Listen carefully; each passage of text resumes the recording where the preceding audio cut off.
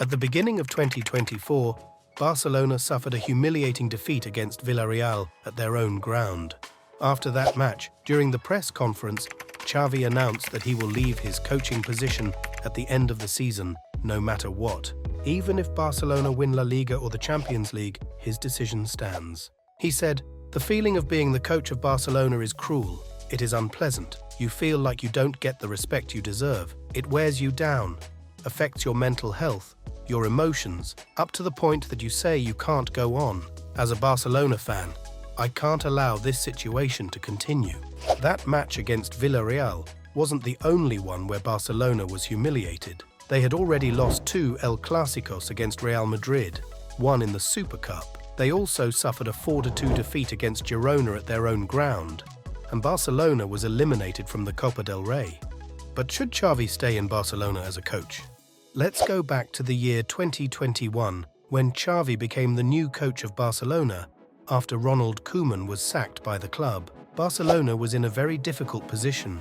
Economic problems led to the departures of Messi and Griezmann, and they struggled to replace them with players of similar quality. Nobody wanted to take on the role of the new coach of Barcelona, but Xavi stepped up. He was earning €10 million per year as the coach of Al Sadd, but he turned that down to start coaching Barcelona.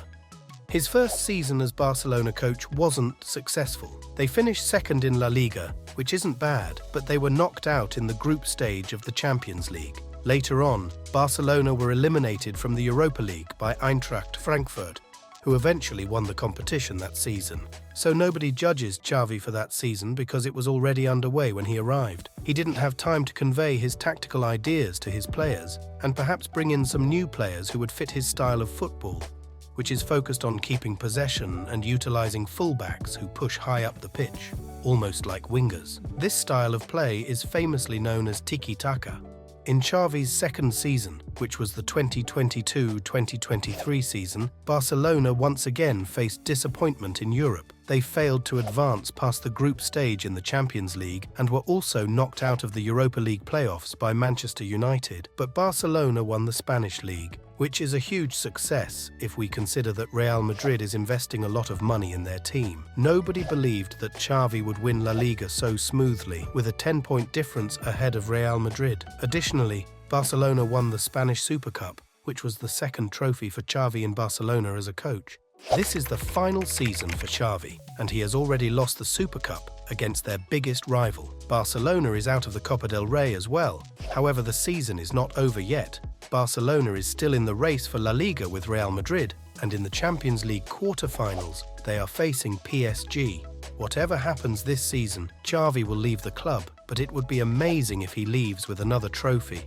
But there is one thing that Xavi does amazingly well. He gives young talents a chance. Xavi himself is also a product of the famous Barcelona football school called La Masia, and he knows that La Masia is full of gems, but those gems need to be polished if we want to see their full shine.